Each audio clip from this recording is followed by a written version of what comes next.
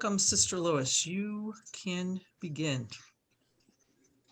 Thank Thank you. you. I'm going to begin by sharing my screen.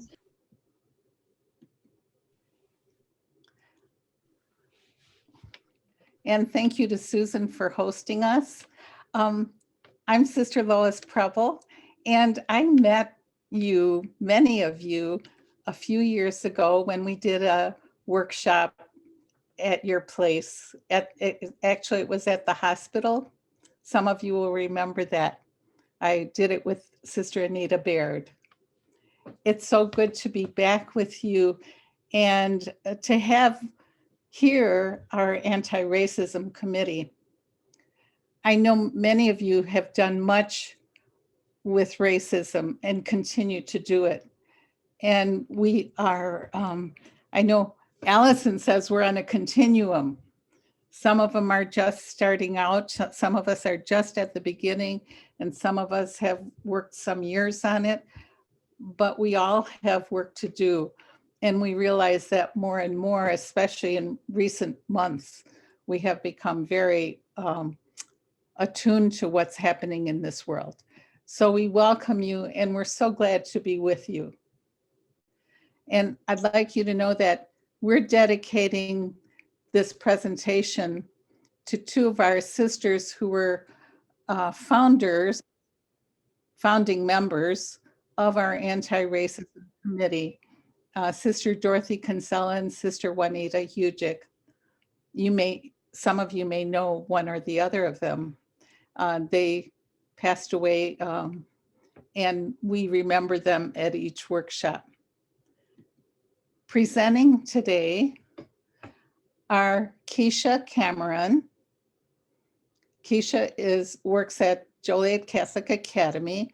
Casey Crino, who specializes in doing reconciliation work with circles. Melissa Farrell, or Missy, who also works at Joliet Catholic Academy. Sister Rosemary Funks, you may know her. She's on our leadership team of the Sisters of St. Francis. Allison Hurd, who's Director of Diversity at the University of St. Francis. Jennifer Johnson, who's a community member in Joliet, and she is a former principal, so she brings lots of wisdom in that field to us, and then myself. So we're your presenters today. Okay, and I turn this over to Jennifer. Good morning, all. A little background information on ARC, which is the Anti-Racism Committee of the Sisters of St. Francis of Mary Immaculate. We are motivated by the gospel, our Catholic heritage, including the principles of Catholic social teaching. For example, solidarity, which is we are one human family in an interdependent world. Pope Francis has said that I have witnessed with great concern the disturbing social unrest in your nation. Following the tragic death of Mr. George Floyd, he said we cannot tolerate or turn a blind eye to racism and exclusion in any form, and yet claim to defend the sacredness of every human life. So we invite you, servants of the Holy Heart of Mary and guests, to walk this challenging journey with us. Our mission statement is that the Anti-Racism Committee, or ARC, is mindful of the sin of racism and our call to dismantle it in our society. Our Anti-Racism Committee is working to raise consciousness and educate within our congregation, among our associates, in the institutions we sponsor, and in the communities where we live and work. And with that being said, I turn the program over to Melissa. Missy. Yeah, no problem. Good morning. Today, I want to go over the agenda really quickly with everyone. I think you got a piece of paper that should say agendas and handouts. It just tells you what the path we're going to take. After this agenda, we're going to start with a prayer like we always do. There are handouts that we will be talking about. When we're going to follow a different a protocol of important words to understand racism, the stories of today, accepting others and our microaggressions, privilege. We're going to recap of the conversation. We're traveling with passion, review of hopes, presentation, the response to this presentation, a closing prayer, of course, and then a few thank yous and agenda little tidbits. Of course, we like to shore things up with a bow.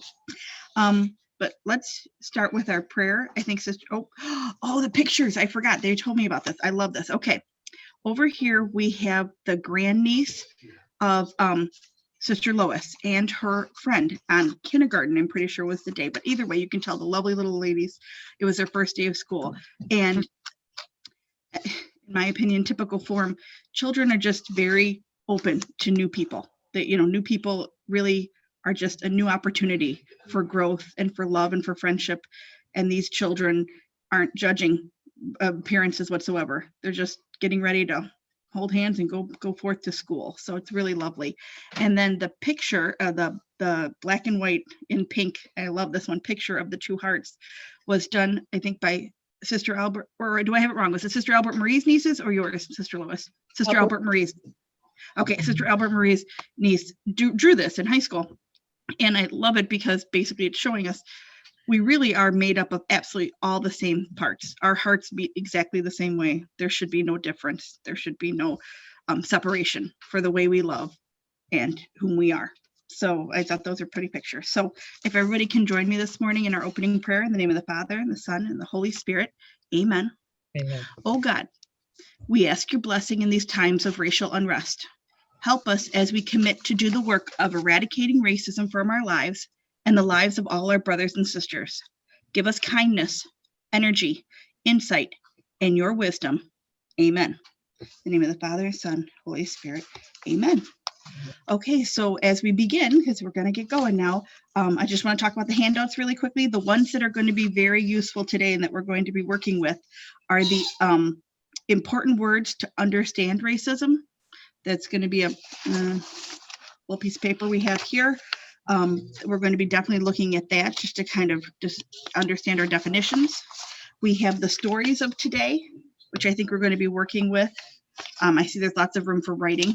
So I know I may not be, the kids remind me how unyoung I am because I like to use pen and paper often, unlike them. And then the traveling with passion, something that we put together by the art committee. So those three handouts are going to be the ones we're going to be utilizing today, whereas the additional information, very interesting, but something you can actually read later on, are the resources on race and racism, recognizing microaggressions, and the white privilege, unpacking the invisible knapsack.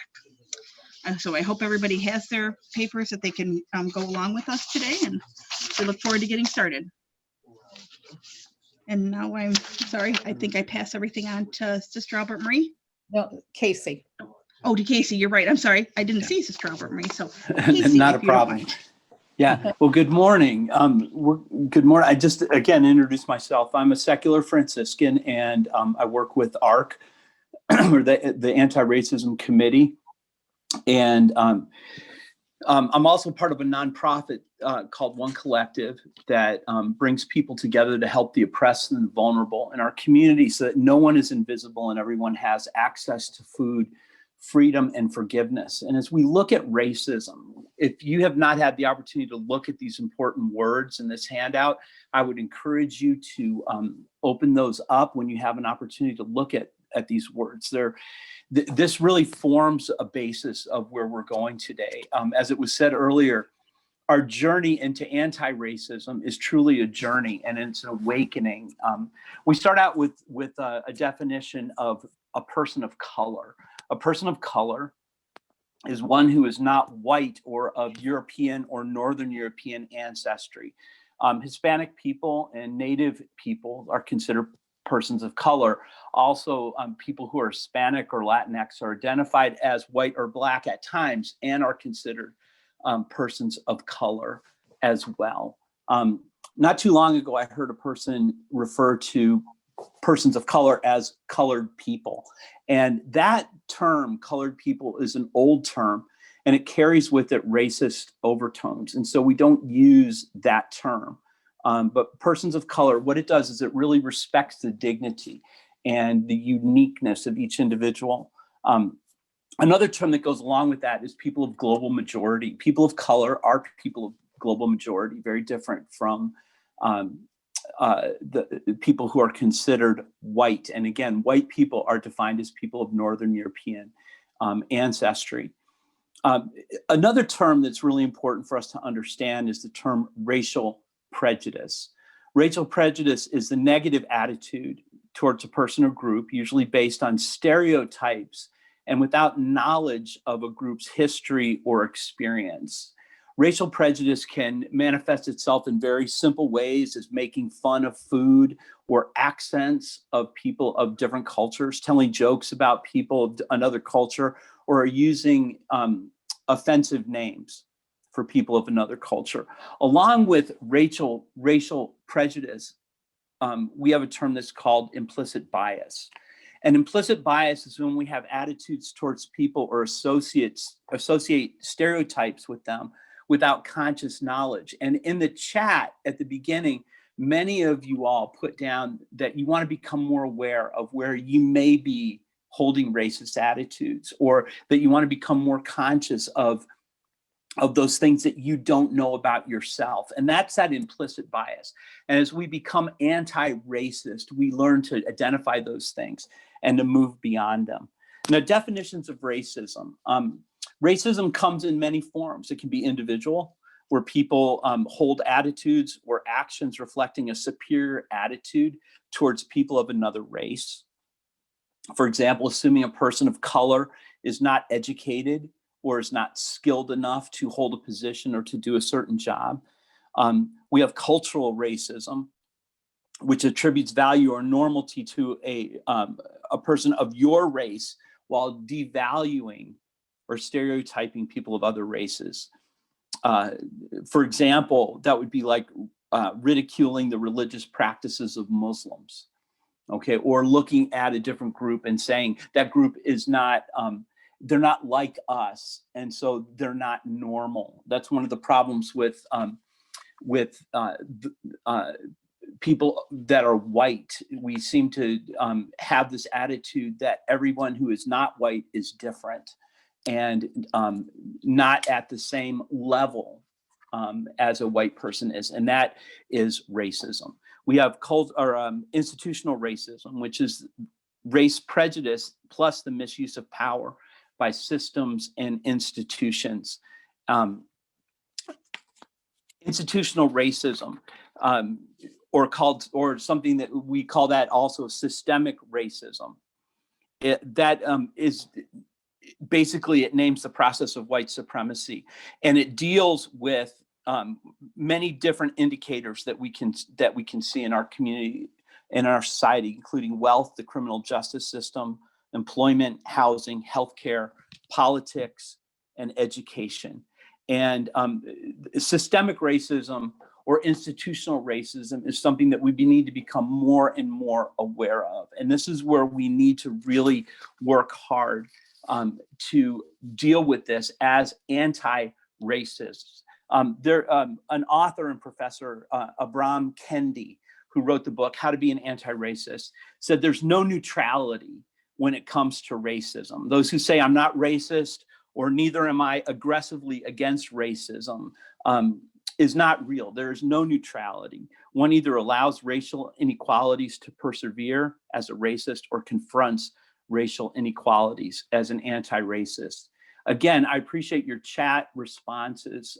So many of you just said we want to be open to where we may be racist, where we may be holding implicit bias. These definitions are so important, and we want to encourage you to look at these and to read through them, to study them, because the more that we know about ourselves, the more that we can become the anti-racists that that we need to be. And so I turn this over to Keisha.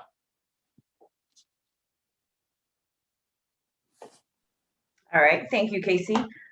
So as mentioned, my name is Keisha Cameron. I'm the Director of Diversity and Inclusion at Joliet Catholic Academy. And again, we're very happy to have you all here with us. So right now we're at the point in our process where we're going to go into breakout rooms.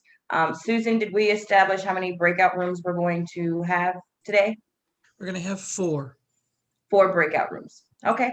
All right. So you're going to split up into your 4 groups pretty soon here. You'll get an invitation to go in. You'll just need to click that you accept the invitation, and then you'll go into your room. You'll have 10 minutes to discuss. We just ask that you would please be mindful of each other and respectful of any differing opinions and beliefs. And then you would select one person to come back when we meet back from the group to report back to us and give us an example of racism and one example of resistance. So here in the PowerPoint, we have some examples for you. So for racism, you'll see George Floyd's death is listed here by the police. Amy Cooper, who was the dog walker who called the police on Christian Cooper, who was watching birds. And then listed below resistance, you see the examples of the funeral for George Floyd, Christian Cooper's response to having the police called on him by Amy Cooper, the elimination of some racial mascots for some teams.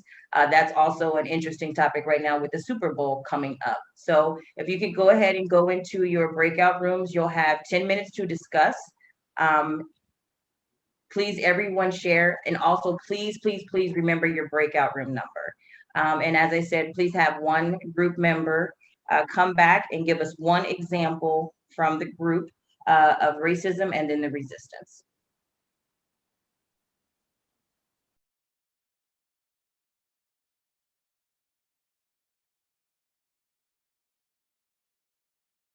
All right, welcome back, everyone. So we're going to go ahead and get back into the discussion here. So again, we're just asking for one example of racism and resistance from each group. So can we start with group number 1 and have that one representative go ahead and share? Mary, why don't you go ahead?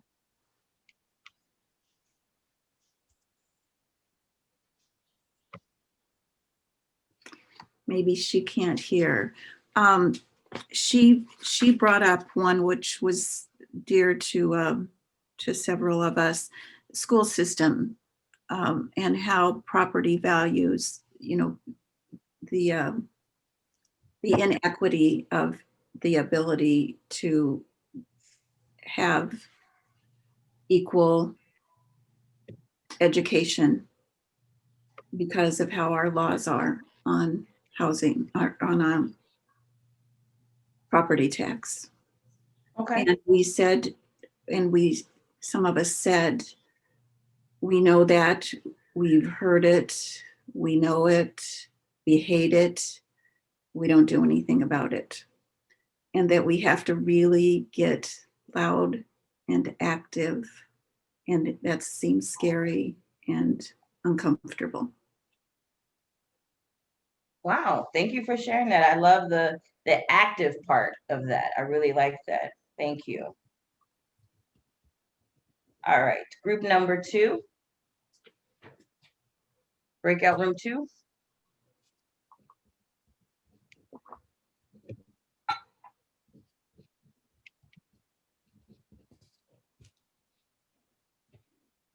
Susan, do we know who was in that room? We didn't appoint a spokesman, but I was taking some notes, so. Okay. We wasn't hard to identify episodes of racism, but one that was mentioned was the January 6th insurrection on the Capitol, and seeing symbols of racism, you know, especially in the carrying of the different flags, the Confederate flag, the Nazi flag, and the various other symbols that were used. really was, to witness that was just heartbreaking to see that at the center of our government. Um, do we share our resistance yet? Or Yes, yes, you can go ahead. One of the points I brought out was just a very recent thing to see that the Black Lives Matter was nominated for a Nobel Peace Prize. And again, there were other things cited, but you just asked for one, right? Mm-hmm. Yes, Okay. thank you for that. Those are two great examples, and I understood you 100% when you mentioned how upsetting it was to see some of the racist symbols during the insurrection in that flag, and just knowing the lives that were lost trying to keep that flag from being in that building. To see it in there was definitely gut wrenching. So thank you for sharing that. Breakout group number 3. Hi, my name's, Hi, how are you? I'm good. How are you? I am well, thank you. Good. This morning on the news, I shared that I heard that the NFL, National Football League, has been dealing with people who had concussions differently and in this manner, that Caucasian players, or I'd say non-people of color, people considered white, I guess the best way to say it, were judged differently about concussions than at least these 2 Black players.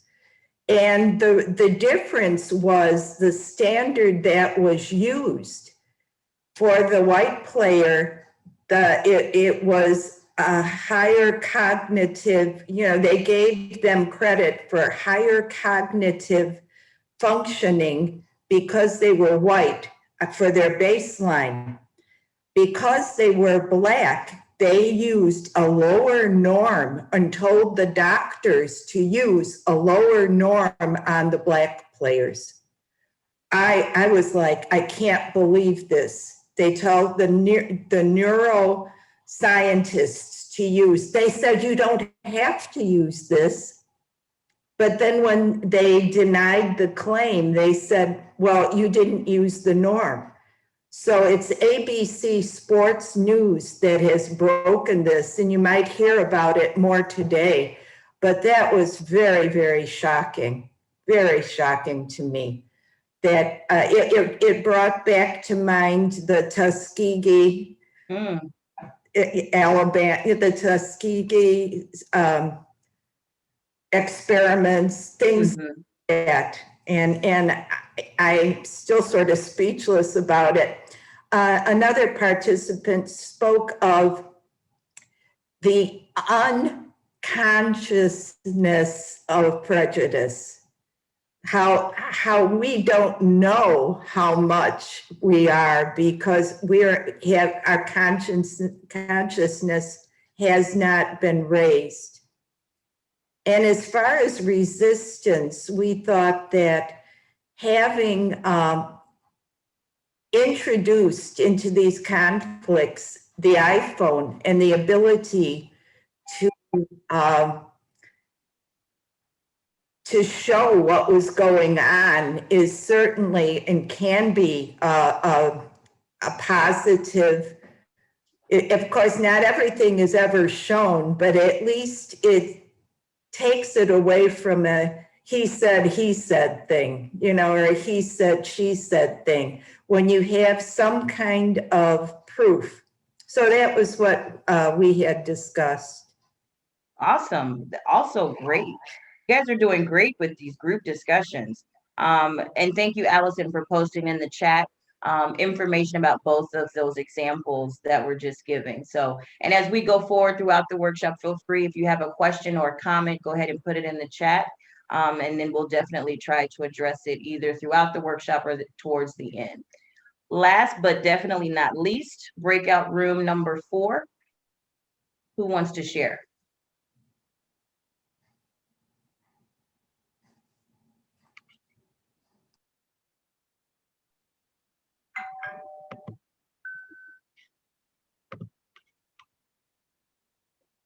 Breakout room number 4, don't be shy. Hi, this is Jean. Hi, Jean. And the group we were in, we were just, does Marcy want to talk? The group we were in, does Marcy want to talk? Go ahead. The group we were in, we were discussing how racial prejudice still exists in many subtle ways. One person was talking about, at the time she wasn't a participant, but she was a listener, and a person had all the skills for a job but had difficulty speaking the language. So they were denied the job simply based on the fact that they had the skill set, but they couldn't speak the language as well as the rest of us. There was another example of traveling with a Black lady who had all the skill sets for the job, but she was afraid to go and travel in Southern Illinois because of the prejudices. She was afraid she wouldn't be served food. And that seemed very strange in the 80s. As far as resistance, I don't think we really actually got to that part. And if I'm wrong, Marcy can add to it. Well, I just mentioned SWIFT, the Southwest Interfaith team. There's many facets to the organization, but it's different religious groups, Baptist, and they form a organization where they're respecting each other and learning from each other and finding the commonalities with all the religious groups. So they might sponsor dinners or even in-home small, come over for dinner and see how my family lives. So that is one way to open up the questions of fear of a different religious group in your presence and not understanding it. Instead of fearing it, you're able to ask questions about it and then therefore respect it. All right. Thank you, Joan and Jean. Those are some great examples.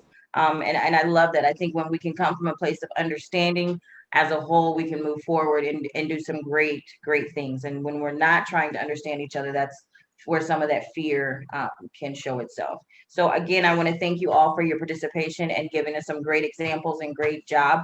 And I look forward to hearing what the rest of you have to think in the next breakout. So I'm going to turn it over to Allison.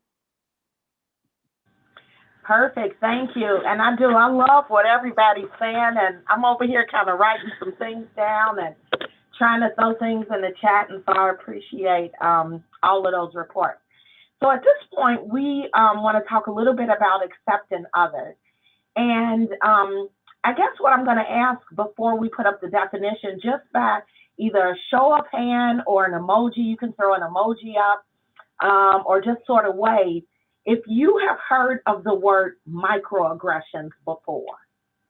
And I'm going to ask our team to just take a look. So I saw Carol nod, and I'm kind of looking to see, Susan put her hand up, Rama, I hope I said that correctly. So a couple of people are nodding that they've heard of it before.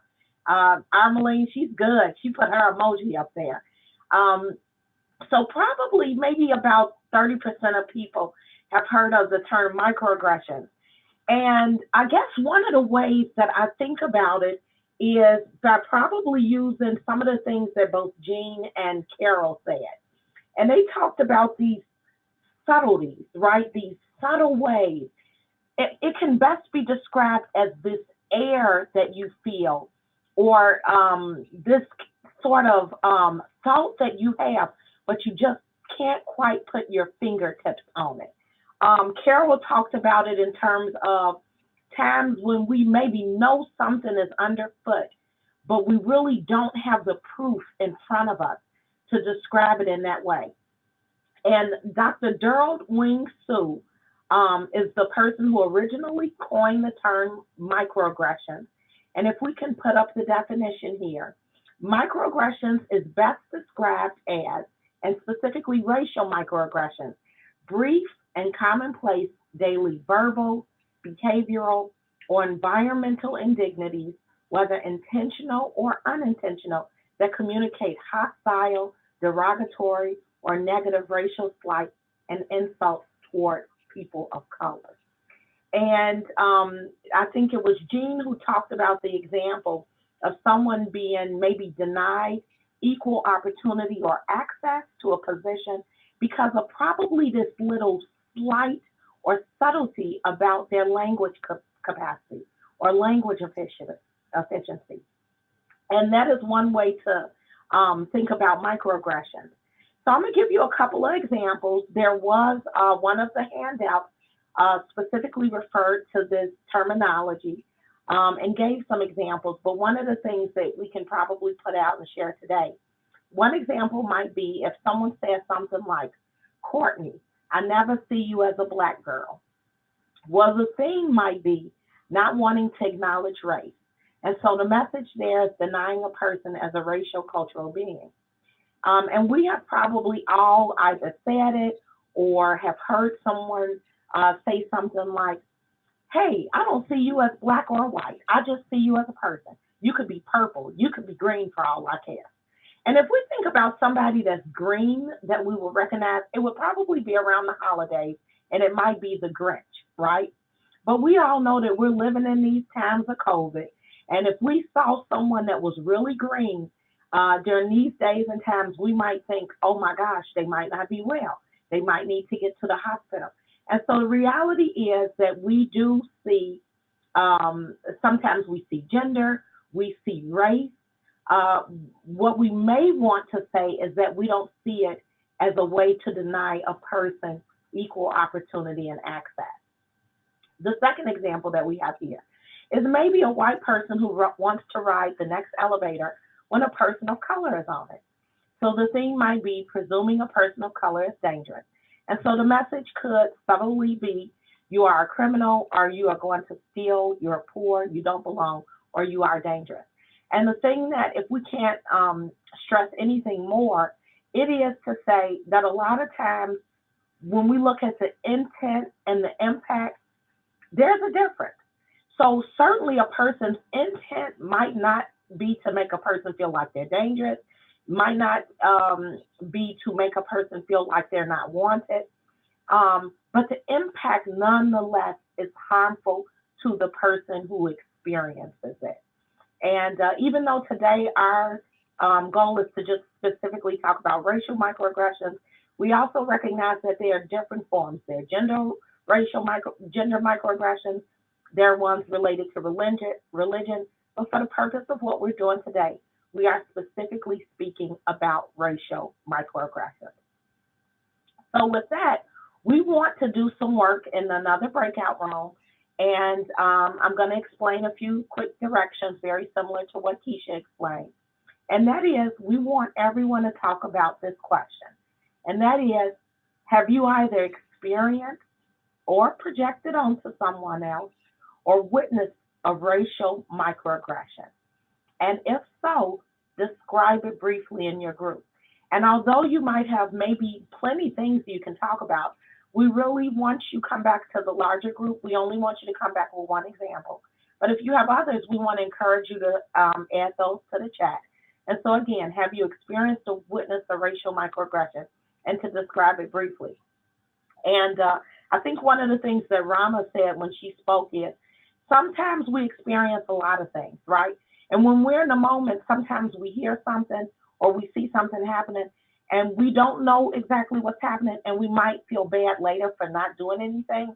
We don't want to get into that today, because when you know better, we feel like people will do better, but just to talk about whether or not you have seen that.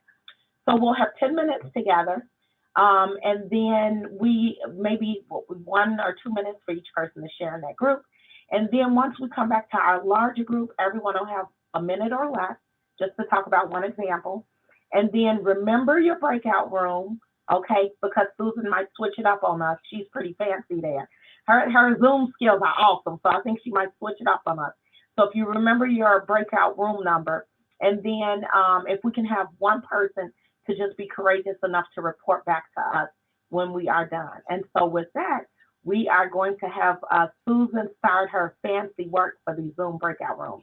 And if each person will accept that room, we'd appreciate it. And we look forward to you in about 10 minutes.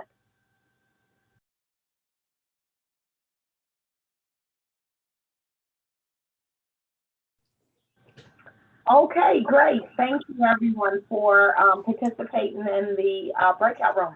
So we're gonna go through these pretty fast. Like I said, if you have extras you wanna share, you can throw those in the chat. So can I ask someone from group 1 to unmute themselves and to share with us an experience or something that you've witnessed as a racial microaggression? Group 1. One of our participants told us of a time she was volunteering in a nursing home, and she saw that the person she was with needed some extra care. And so she called for a nurse to come in and assess the situation. And a young Black woman came in and said, can I help you? And she said, oh, I called for a nurse. And the woman said, I am the nurse. Our volunteer had assumed that because she was Black, she was an LPN or a volunteer or someone of a lower status than a nurse. Marcy, thank you so much.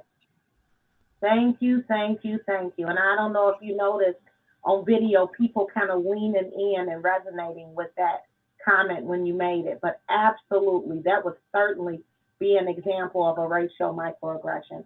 And the assumption that she may not have been a nurse or may not have been credentialed because of her race. Thank you so much. Group number 2, do you have an example that you'd like to share with us? Yes, Ellen here. Our group came up with 4 really good examples of microaggressions. The first one had to do with one of us telling the story of when she goes to work at night, and as she's walking from the parking lot into the workplace, if it's nighttime, if she's had occasions where she's seen someone who's a Black man in the vicinity, that she walks more quickly and feels a little bit threatened. So that was one example. Another example was one of our group members told about when she was a teenager at her first job in a drugstore in East St. Louis. She was trained as a clerk to trail people of color in the store when they came into the store, and because they were, automatically, suspected of being potential shoplifters. Another example was shared about an experience of visiting a loved one in the hospital. And because she was of a different skin tone, the nurse did not allow her in the room, assuming that she wasn't related to the white woman in the hospital bed. She said, why don't you wait here in the hall because, you're not a family member. She assumed she wasn't because her skin color was different. And then the fourth example was one of school awards at a Catholic school that was based on Polish history. And they gave out awards based on European-based cultures only. And so the kids of color in those classrooms didn't have as many opportunities for recognition and awards because they had more Eurocentric school awards. So those were our 4 examples. Sorry, I gave you only wanted one. Yeah, I'm so glad I couldn't cut you off. But no, thank you so much. And certainly gets to some of the subtleties that we see. I appreciate that. Group number 3. Group number 3. I'm coming.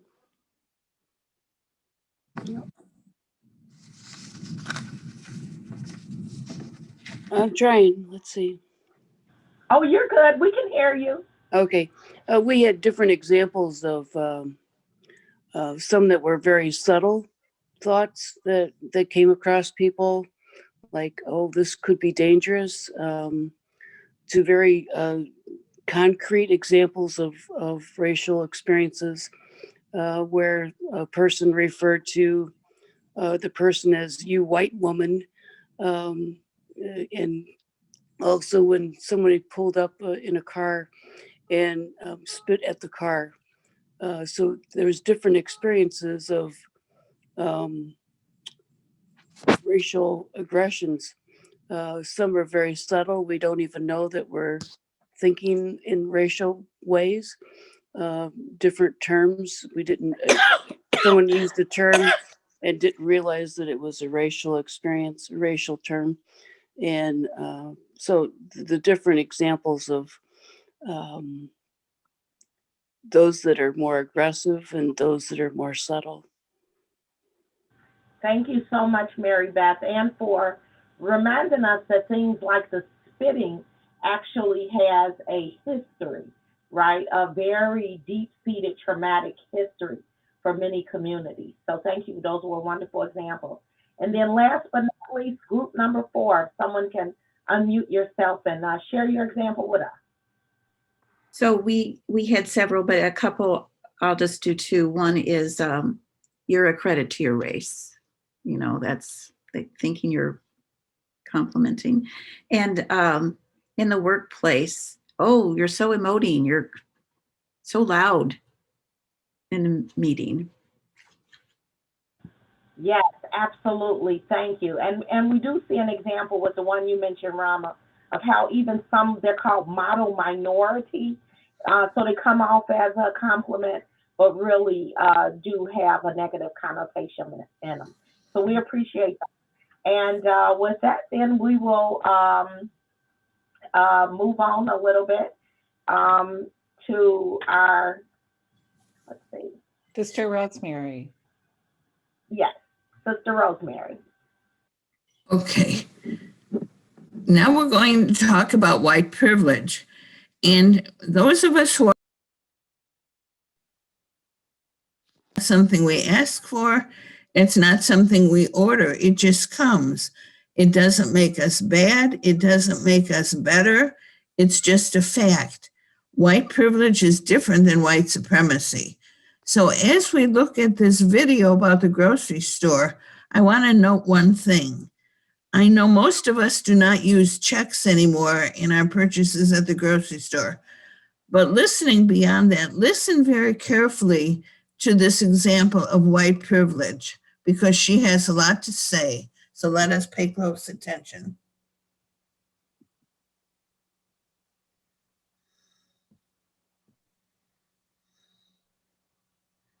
My sister-in-law, who's half black, half white, but looks white, blue eyes, whiter than most white folks, very white. She and I, we kind of grew up together. We raised our children together. So they're first cousins, and it's a wonderful, very, very multicultural family. So we're going in a Safeway one day. And Kathleen, my sister-in-law, is in front of me. And she's, writing a check for her groceries.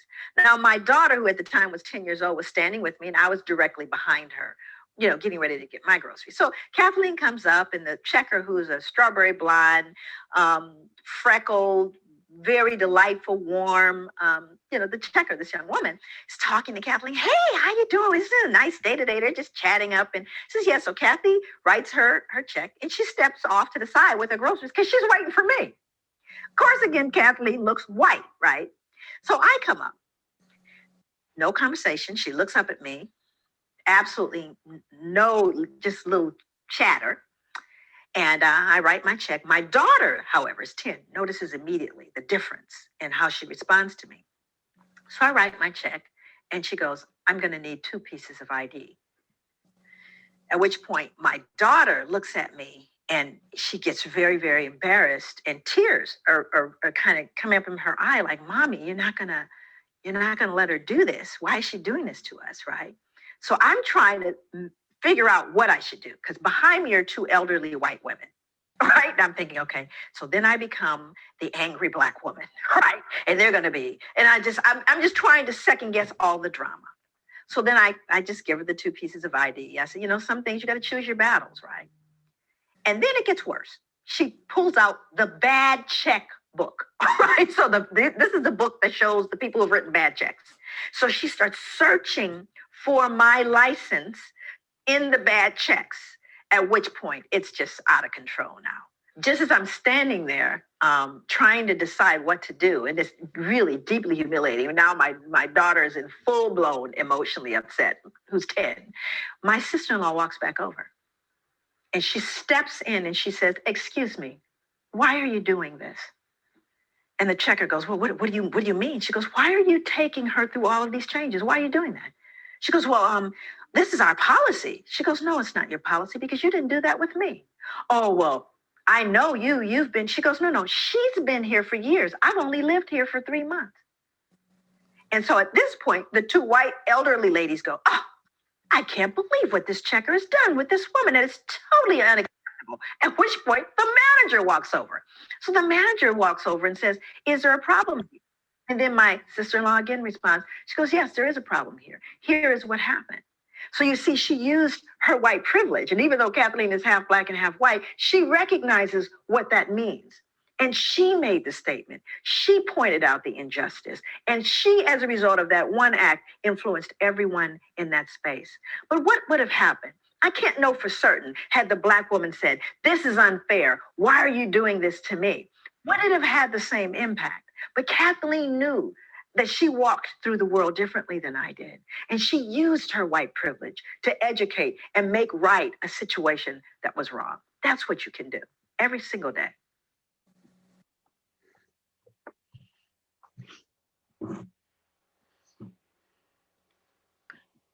A very clear message. And now we look at another video talking about white privilege. So let us again pay attention.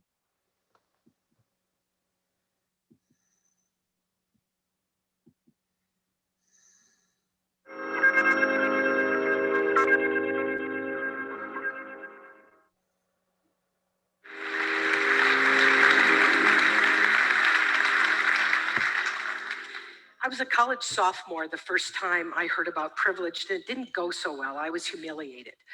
I was in a class where a faculty member was talking about Black urban families, and she described characteristics like headed by women, high unemployment rate, underemployment rates, high rates of teenage pregnancy. I don't remember all the characteristics today. What I remember was feeling strangely familiar and confused. How could she be describing the characteristics of Black urban families and me feeling like they applied to my family? I didn't quite know how to ask a question. I was a first generation college student and I was really nervous, but I raised my hand and took a breath and I said to her, "Are there some things that are about urban and not Black? Because I'm trying to figure out how it is that what you're describing fits my white family." She eyeballed me for a minute and she pointed at me and said, "Don't you ever compare yourself to a Black family. It doesn't matter how poor you are or how underemployed you are. You have privilege because you're white." Well, I was horrified. I could feel my face flush and I looked down at my book just staring straight ahead. Someplace between, can I crawl under the desk here or do I just hit her and leave? You want to talk about poor? So I breathed and I sat there for a moment and I was really confused. I had no idea what that was about. I had no idea that day of what Peggy McIntosh calls the invisible package of unearned benefits, white privilege, the invisible package of unearned benefits. Now, I was an emancipated minor at 15. I didn't have health insurance. I didn't have dental insurance. If I had to go to the dentist, I had to work at a $25 a month gig in order to get a tooth fixed. In fact, at that point in my life, I didn't have a home address or a home, and I was worried when school ended and I had to clean out my dorm room what I would do with my things because colleges didn't let you keep your stuff there all summer. They rented those rooms out. And she said I was privileged. I mean, I couldn't get my hands around any of that at that moment in time. But come back to the invisible, unearned package of benefits. At some level, the professor was right. I couldn't get my hands around it at that point. I wouldn't live into that for a long time. And this is the place where the conversation for people who look like me and with people who look like me can get a little difficult. We have to be able to breathe through our defensiveness about the fact that that's not talking about me. That's not talking about me. But I promise you, if we can do this and unpack that privilege, we can make more space for a more humane and just world. So if skin privilege is unearned, it often manifests itself in unconscious ways. Let me give you a couple examples. My daughter in junior high was gonna go out for the dance team, so I had to go to the parents' orientation. And I walked into the back room and there was this huge table of stuff that she was gonna have to purchase if she made the dance team. They had matching hair pieces, matching makeup for real with all the same palette, and matching flesh-colored hose. When the coach held up the flesh-colored hose, what I became aware of was it only matched the flesh of about a third of the girls in the room. So what about that makeup palette, and what about those hair pieces? How could I ever get a hair piece in this? Before the Ebony Card series came out in many of the stores, when a black or brown child went looking for a Mother's Day card, all they could find was one with a picture like me. I have a 3-year-old mixed race granddaughter. In my own home, she asked her mother to blow dry her hair straight so she could see how long it was. She walked out of the bathroom and looked at us. She shook her head like this.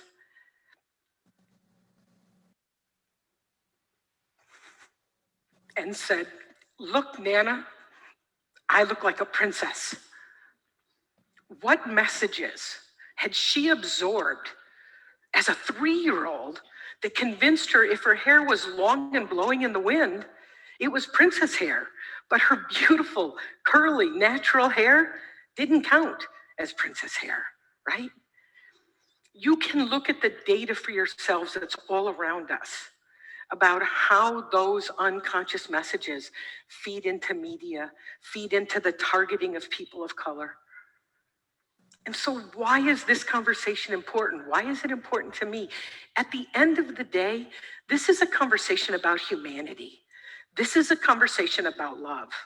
Every day, my whiteness is reaffirmed in multiple ways at the expense of my friends and family of color who are rendered more invisible. Every single day, there are things that point out to my grandchildren that they don't fit whatever we decided norm was, right? This is a conversation that's important to me because I believe if we will unpack our privilege, we can use it to change the world, not in the huge way I dreamed of in my 20s, but in the day-by-day acts. I've got to be willing to listen and hear and see and act on stories that sometimes feel like they're blaming me, sometimes do blame me, sometimes make me uncomfortable. But do you know how many of those stories my colleagues of color have heard? Well, people in the room looked right at them, like they were about them, right? So that's why it's important to me. I think about a month ago, a 15-year-old black girl was riding her bike. She hit a car. Some of you may have heard about this. Nobody was hurt. She got up, she waited for the police to come. In a situation that escalated, that my chief would say wasn't handled well, she was handcuffed because she didn't want to go to the hospital, put in the back of a car, and then pepper sprayed through the window. How many of us sitting here today have to worry that when our 15-year-old daughter goes out for a bike ride, she's going to end up in the back of a car, handcuffed and pepper sprayed, and I might add, terrified? So how do we make this different? How do we use our privilege? Martin Luther King said, "Until you are all you can be, I will never be all I can be. I am certain that those of you sitting in the audience today that have listened to these talks and resonated, believe until you, whoever your you is, are all you can be. I will never be all I can be. In 1967, there was a huge uprising in Detroit. My grandma worked downtown and she couldn't go to work for the week because of the riots that were going on. When she could go back in next week, she took me. There were buildings that were burned. There were all kinds of, there was a man sleeping in the window of a building. And I said to her, look, Ma, look at that guy sleeping in the window. My grandma pulled me over and she said, pulled the car over and she said to me, look, you're more fortunate. You may be better than, and you may be more fortunate. You have food to eat, a place to sleep, and people who care about you. That makes you more fortunate, not better than. I had no idea what she was saying to me as a 9-year-old. And I kind of looked at her and thought, okay. What I understand she was saying to me is, I might be more privileged, but that doesn't make me better than. Today, when we hear about the Black Lives Matter movement, it polarizes people. People want to yell, White Lives Matter. I was on campus at a Black Lives Matter die-in when students started yelling down the hall, White Lives Matter. Let me say this, the Black Lives Matter movement wasn't anti-white. It was born out of the desperation and pain of too many lost boys and men, of too much invisibility, too much inequity. Black Lives Matter isn't saying white lives don't, it's saying Black lives don't matter enough. Let's face it, my son, when he gets in the car and goes out of the house, I don't have to worry all the time, except like we all do about driving. When my daughter goes shopping in the store, no clerk is going to follow her around. And people really, mostly, I don't have to worry that they're going to be afraid of me because of how I look. But my son-in-law, every time he goes out to the car, every time he steps out of the door, I worry. I know his mama worries. I know now my wife worries. My daughter worries. I have been with him in the last decade on numerous occasions that he has been targeted for nothing more than being Black. We were in our house one day. They were living with me. We jumped in the car, forgot our wallets. He got out to go back in the house and get his wallet, ran back and got in the car. And as we went to pull out, we realized there was a police car blocking the driveway. And the police was coming out to Gentry's side of the car and they asked him for his, first they said, what are you doing in the house? And he said, I live here. And then the officer asked for his driver's license. And at that point, I leaned up and said, is there a problem? This is my house and this is my son-in-law. And he got back in his car and drove away. And I could take the rest of the time today to give you those kinds of examples. But here's what's important to me. I have a 7, 5, 3, and 1.5-year-old grandchildren that he's the daddy. I have a niece and a nephew in this audience today. That kind of scrutiny and that kind of risk is something they face every day of their lives. And I know as sure as I stand here, we can make that different. We can change the world if we can understand our privilege, unpack that, and engage across communities. Because if we want a more humane and just world, and I got to tell you right now, we're in pretty tough shape around that stuff. We can't throw up our arms and walk away. It's not going to benefit our children or any of the children who come after our children. It's not going to benefit our aunts and uncles and our parents. It's on us. It's time. That's right. It's time. And it's on us to understand that daily process of unpacking that invisible, unearned package of privileges in service of a more just and humane world. It's time.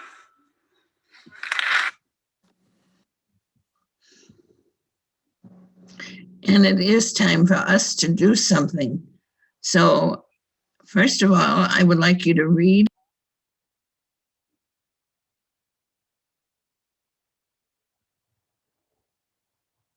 Sister Rosemary, we lost you. Sister Rosemary? Yeah, why it went to mute, I don't know, but it did. Yes, and we do want to do something. So I ask you, first of all, to read Francis Cardinal George's quote right here about being white.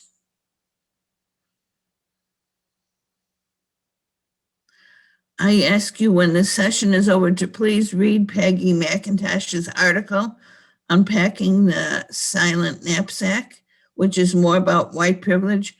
And now as we get into groups, to take a chance to talk. So we're going to go out in the breakout room once more, and you may be in a different group, so keep track of your breakout room number. Have one person ready to respond to when or how have I been aware of white privilege? We saw two very good examples, and so please get in the group and talk about when or how have I been aware of white privilege? Good talking, and we'll be looking forward to hearing from you soon.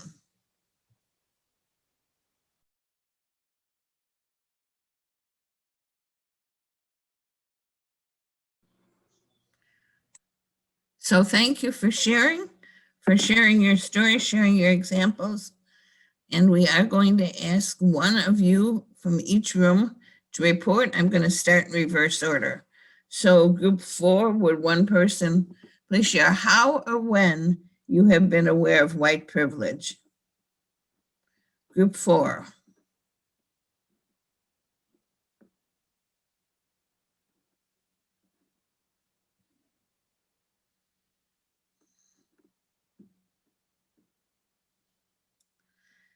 Is there somebody from group 4 who's ready to report?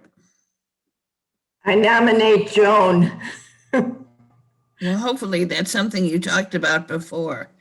Well, we did, and it was Karen, but then she froze up, so I apologize. Okay, well, would somebody go ahead then, please? Okay. Oh gosh, we started talking. It was mostly in school where we weren't even aware of the term white privilege. So now in our adulthood and in learning, we could put a label on what our childhood or our school days were about, because the term isn't prevalent, up in front for our minds. So we were talking about in high school and grade school where experiences would happen and you didn't know it was white privilege, but they were the experiences of that. Okay. Thank you. And I think we're learning more about it all the time. And we have to remember that white privilege and white supremacy are two different things. But white privilege just comes naturally, and a lot of times we're not aware of it. So thank you for sharing that. Group 3? I can go ahead and share for group 3. This is Evelyn. I am not. Hello? Yes, go ahead, group 3. Group 3, one of the things I myself shared is difficult for us as religious for me as religious to separate white privilege from the privilege that we have as vowed religious. So I've been struggling with trying to separate that in my own experience.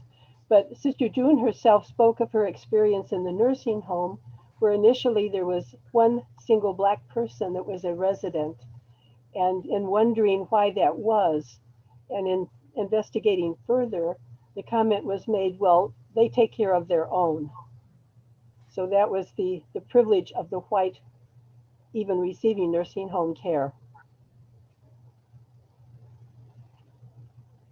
Okay, thank you. Group 2, do you have something to share?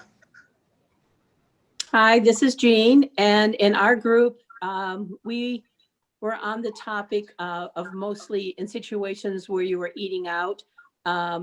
There was one incident where there was a Black person eating with them at their table, and they were totally ignored. And the white person had to get up and say, well, is somebody going to take care of us? Did you forget us? And at that point, there was a particular person who came and took care of them because there was a Black person at their table. Another incident was traveling in the South, multiracial family. When the Black man went to the restaurant, they closed the door. They called the police. The police came and the manager explained to them they did not serve Black people. So and this is a supposition on my part, the white woman in the car went in and was served and ordered. So again, it was situations where people were ignored. And if you were a white person, then you got the treatment that you were expecting everyone to get.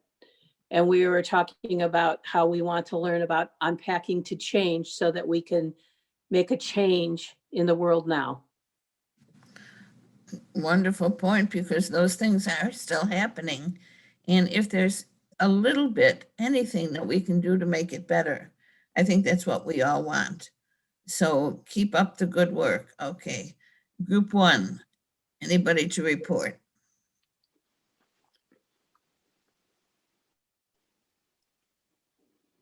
Anybody from Group 1? How or when have I been aware of white privilege? Are the people in Group 1 okay for me to be the spokesperson? We're sorry, we failed to designate. You'd think we'd have it down a 4th time around, but in any case, we had several examples shared. The first was a member of our group who has power of attorney over a gentleman who is Black, a friend of hers, and she has noticed over the years that he is often overlooked or treated differently in waiting room areas, etc. But when she's with him, things always kind of go more smoothly, and they're attended to in a different way. Another example was one of the members of our group has 2 grandchildren who are people of color, one of whom is more dark-skinned than the other, and she described how this young girl feels different in her classroom and is made to feel different. In the case of even a teacher reaching out to her on Martin Luther King Day, asking her about it and what it meant to her, and feeling really inadequate to respond. And yet she was kind of put on the spot by the teacher because of her skin color. Another example is a person considering retirement community options and sensing this unspoken criterion of race when she was interviewing with different retirement communities. She said it was pretty obvious that there were, there was an you're not welcome sign at some of these places. 2 other quick ones. One of our group members lives in a rural area, and she had the experience of her power going out one night in the winter time, and she called and got immediate service. But one of her neighbors, who's a person of color, who experienced the same thing that same period of time, had to wait several days to get her power back on. And finally, one of us said that there's an awareness of white privilege that goes back to early childhood, and just driving through different neighborhoods and being aware of the economic, layers being so radically different. For myself, particularly between East St. Louis and Belleville, where I grew up, there was this huge, divide that was always in front of me. My economic status and the people that I, their homes that I drove past anytime I drove to St. Louis was, it was just this stark contrast, and realizing that, and I don't think at the time I intellectualized it as white, of course, because I was too young, but I certainly grasp it now. Thank you for sharing those examples, because I'm sure so many of us can resonate with different ones of them, have now come to understand that in our lives. So hopefully this session has helped us to move on. So let us continue with our workshop, but thank all of you for sharing.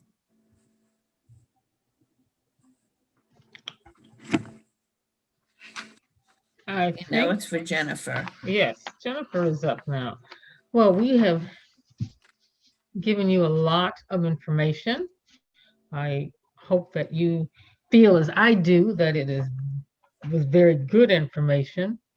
You have provided some very good examples about your experiences, about your hopes, etc. And your discussions have been, they say, on point in terms of those things that you're still interested in and those things that you have talked about. So we will continue this journey as we travel with passion. We ask you to begin the journey of healing from racism.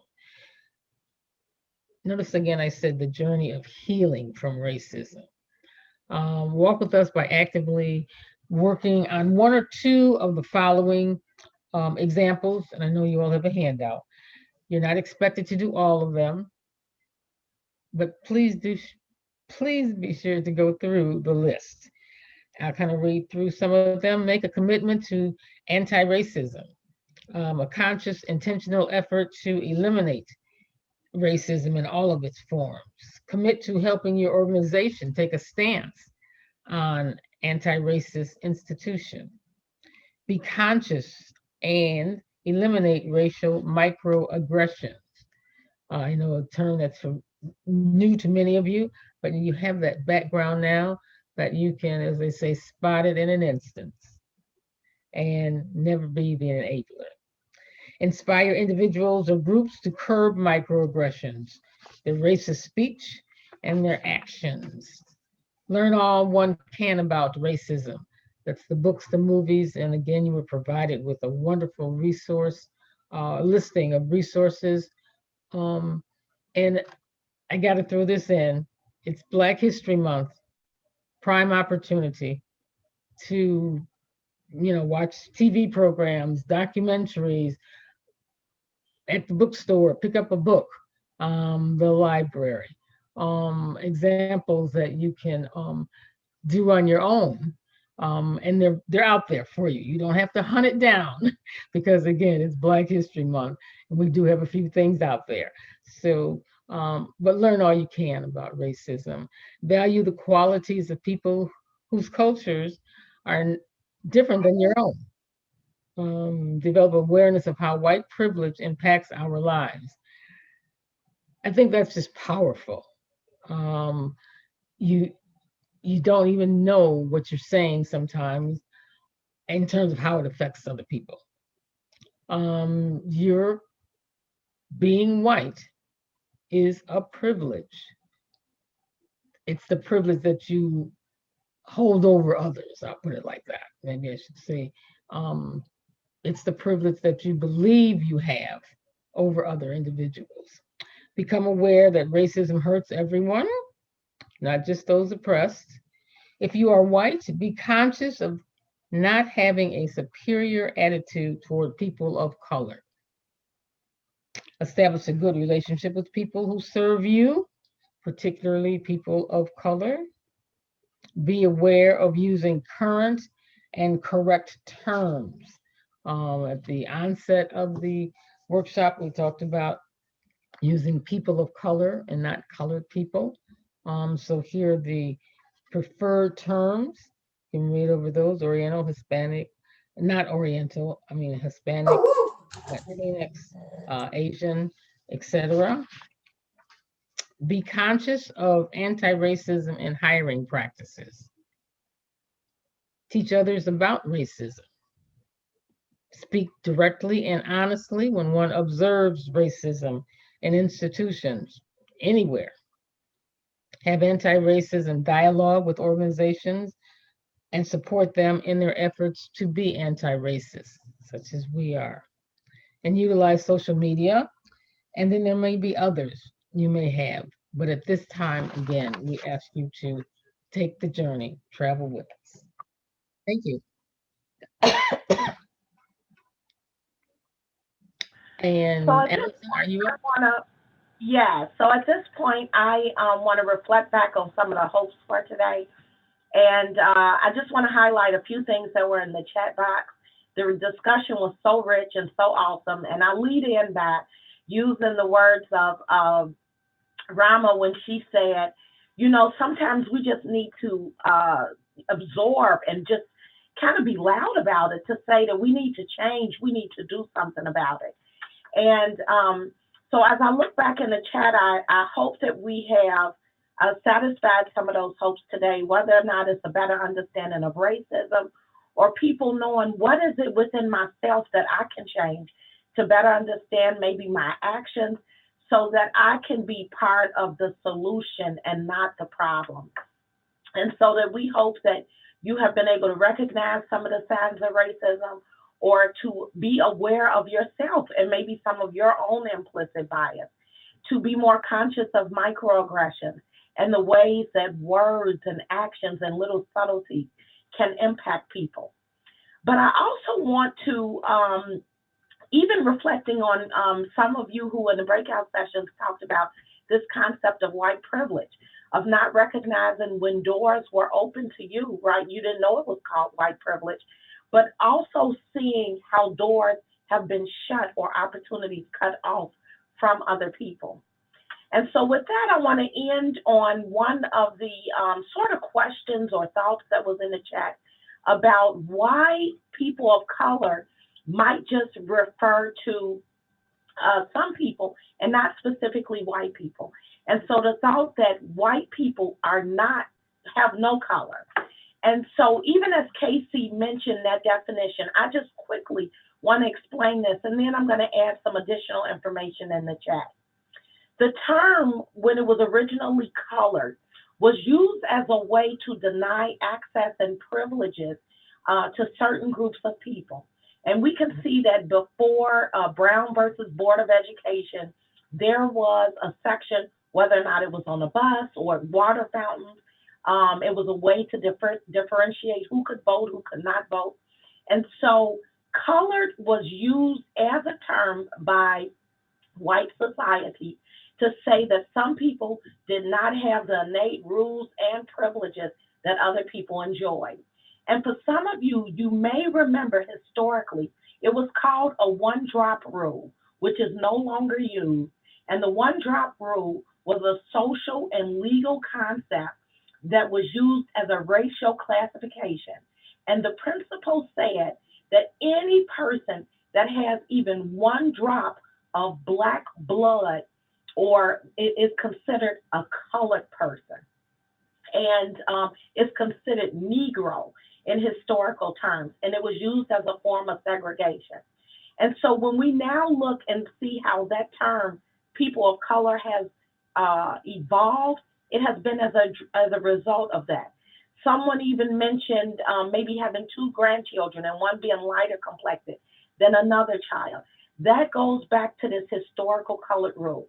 And of course, today is not, we don't have nearly enough time to really process that, but I am going to put some of that information in the chat because it's really important to know the historical basis on how that terminology was actually created and used as a way to deny certain people in society privileges. And with that, I am going to turn it over for our presentation response, which is myself. So we're going to ask you, what did you find insightful or helpful in today's workshop? And all we want you to do is to use one word or one phrase. And this is the part where we're going to ask you to, sort of as the spirit moves you, to just unmute yourself and to say, as you kind of think and absorb, what would be the one word or the one phrase that you would use to say where you are right now? And we'll do 3, 2, 1. You can begin to unmute yourself. Action. Grateful. Stand up. Aware. Enlightened. Awareness. Compassion. Grateful. Inspirational. Motivated. Examining. Enlightened.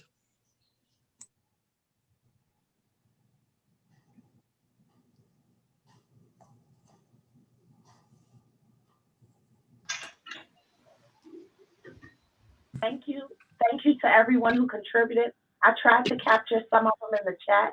If you have a few or you feel that maybe I didn't capture yours, certainly put them in there, because our committee too is moved beyond being presenters. We are moved by things that you say. And so we would love to see some of those things show up. Thank you. We want to go ahead and close out today with a prayer by Reverend Suzanne Olin. She wrote this right after the George Floyd was murdered. And I want to read a quote by her. And then what we're going to do is we're going to see a video and just pray along with this video. And then the words of her prayer will be posted on the screen so that we just have a few moments to reflect on them before we leave. But she wrote, last summer after George Floyd was murdered, I participated in an 8-minute and 46-second period of silent prayer. I chose to kneel, and throughout the time, my perspective kept shifting between what it would feel like to kneel on another human being's neck for that length of time and what it would feel like to be kneeled on.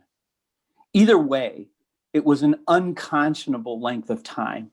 I also began to question what right I had as a Black woman of privilege to sing spirituals anymore, even with attribution to the slaves who created them. What happened next surprised me more than I can say. A song welled up within me, and I wrote it down. I know that I must learn all I can about the truth of history in order to be an ally in the creation of a more just country and world.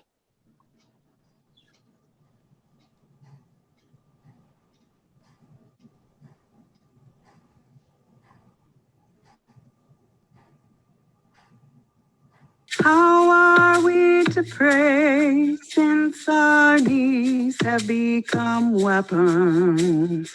How are we to pray anymore?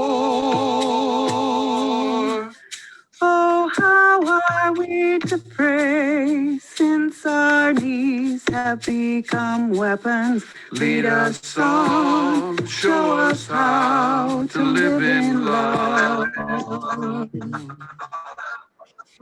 How are we to stand when we've stood so long in privilege? Oh, how are we to stand anymore? Oh, how are we to stand when we've stood so long in privilege? Lead us on, show us how to live in love.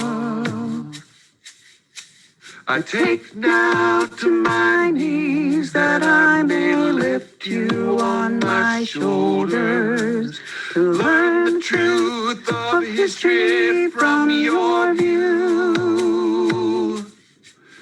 I take now to my knees that I may lift you on my shoulders. Lead us on, show us how to live in love. Oh, how are we to pray? How are we?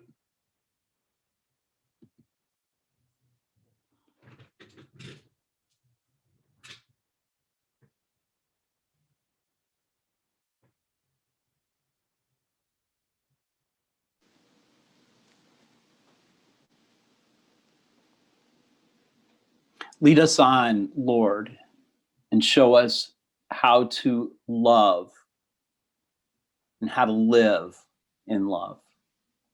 Amen. Amen. So we've come to the end of our workshop. As Allison said, what you say touches our hearts. You know, we've planned this workshop and we give it to groups, but you who are part of this group has touched us. You've touched us very much your listening, your responses, your willingness to do something. We heard that come through loud and clear. And I heard somebody say, you want to be loud and uncomfortable. And that's what it takes us to do. We need to be loud. We need to be uncomfortable. We need to see where we can make a difference. So thank you for being with us today. And I want to thank this team for your continued presence and your continued reflections. So thank you so much. Thank you so much to all of you members of the ARC committee for being with us and helping us grow in our understanding of anti-racism today. I thank all of the people who did join us, all the participants, sisters, on behalf of our community to come and spend the time with us today to educate yourselves and share your experiences.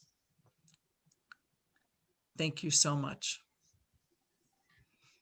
Have a good day, everyone. I'm going to be sending out an evaluation. I ask that you return it and spend a few minutes sharing some more so I can share your reactions that you've had time to think about and reflect in the evaluation. I'll be sharing it with the ARC committee as well. So look Thank for you. that email from me later today, this afternoon. Okay, so have a beautiful day. God bless all of you. Thank you for joining us. thank you, Susan. Yeah. Thank you. Thank God bless you. so much.